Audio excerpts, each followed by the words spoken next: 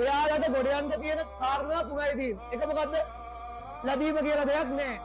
නේද? එහෙම හිතන් ඉන්නවනම් උගේ එකම නොලැබීම මොකද්ද? ඒ ලැබීම කියන වචන ටික. අනික තමයි පුතේ ඔයාලා හොඳට මතක තියාගන්න.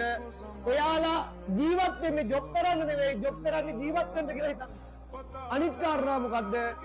මොකද කිසිම දවසක කිසිම කෙනෙක් යත්තේ වැඩ කරන්න යන්න එපා. තමන් ඉගෙන ගත්ත දේ හෝ නැති දෙයකින් තමන්ට හොඳ දක්ෂතාවයක් තියෙන පැත්තකින් කෙලින්ම ඉදිරියට යන්න. හොඳට මතක තියාගන්න මේ කතාව. මතක තියාගන්න දැන් ඔයාලා ඉගෙන ගන්න ඕනේ. ඔයාලා ඉගෙනගෙන ඉවරලා ඔයාලා කොහේ හරි කම්පැනි එකක වැඩට ගිහිල්ලා ඔයාලා බලාපොරොත්තු වෙනවා නම් මම මොකද වෙන්නේ?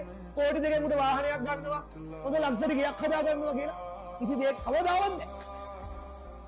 එහෙම කරනවා නම් කරන්න පුළුවන් එකම එම් ටික තමයි උපදින් ධනපතිය සෙට් එක විතරයි. ඒරෙන් අපි වගේ මොකද වෙන්නේ? තුන්වෙනි පන්තියේ උන්ට ඒ වගේ වැඩ කරන්න බෑ. තේරුණාද? මේ ලෝකෙ මතක තියාගෙන ඉන්න. මේ ලෝකෙ හොඳටම මතක මේ ලෝකේ හරිද? ගේමක් ගැහුවනම් ගැහුවේ අර තමන් මොනවා හරි දෙයක් තනියම කරපු උන්ට. මම පුතේ නිදි මරණ හැම පැයකටම මගේ ඉන්කම් එක තමයි වැඩි වෙන්නේ.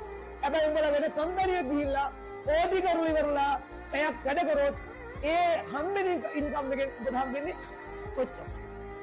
තේරුණාද? කොච්චර හම්බෙන්නේ? ඒ ඕටි කරනවා කියලා වෙලක් කට්ටිය කියන පුතේ අද මම ඕටි කරනවා පැයක්. මට 200ක් ගෙවනවනේ.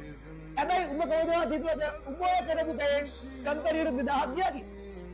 නේද? උඹ කරන ඕටි කරන පැයෙන් කම්පැනියට 2000ක් ලැබුණොත් උඹට දෙන්නේ කීයද? 200යි. හැබැයි මේ කම්පැනි උඹ ඕටි පැයක් කරොත් ඒ 2000ම කාට? උඹට.